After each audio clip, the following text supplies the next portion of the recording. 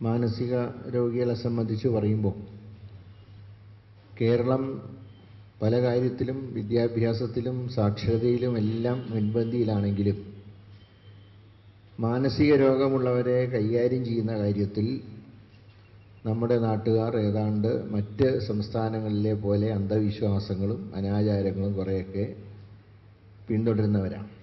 യഥാർത്ഥ രോഗിയേക്കാൾ ഈ രോഗം ബാധിച്ചിട്ടുള്ള കൊണ്ടുവരുന്ന ആൾക്കാണ്. കാരണം രക്ഷപ്പെടാൻ വേണ്ടിയിട്ടാണ് ഈ പറയുന്നത്. വേറെ ചില കൂട്ടരുണ്ട്, രോഗം ഭേദമായോ ഇല്ലേ എന്നുള്ള ഡോക്ടർമാരേക്കാൾ ഇവരാണ് നിശ്ചയിക്കുക.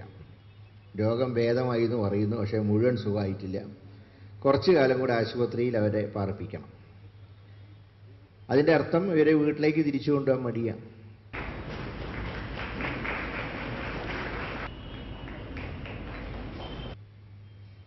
ഇന്ന് നമ്മുടെ സമൂഹത്തിൽ നമുക്കറിയാം 10% ആളുകൾക്ക് ഒരു തരത്തിലല്ലെങ്കിൽ മറ്റൊരു തരത്തിൽ ഉള്ള മാനസികമായിട്ടുള്ള പ്രശ്നങ്ങളുണ്ട്. എല്ലാവരും ഇവിടെ സൂചിപ്പിച്ചതുപോലെ വലിയ തോതിലുള്ള മാനസിക രോഗികളെ അല്ല ഞാൻ പറയുന്നത്. ചെറിയ ടെൻഷൻ മുതൽ മാനസികമായിട്ടുള്ള പ്രശ്നങ്ങൾ ഇതെല്ലാം ഉള്ളവരും. അപ്പോൾ പ്രാഥമിക തലത്തിൽ തന്നെ അവർക്ക് വേണ്ടുന്ന ചികിത്സ ശ്രദ്ധയോടുകൂടി കൊടുക്കാൻ കഴിഞ്ഞാൽ, അത് കുടുംബത്തിൻ്റെ സഹകരണത്തോടുകൂടി ബന്ധുക്കളുടെ സഹകരണത്തോടുകൂടി ലഭ്യമാക്കാൻ കഴിഞ്ഞാൽ മറ്റേതൊരു രോഗത്തെപ്പോലെ തന്നെ മാനസിക രോഗവും നമുക്ക് ചികിത്സിച്ച് ഭേദമാക്കാൻ കഴിയും എന്നുള്ളതൊരു യാഥാർത്ഥ്യമാണ്.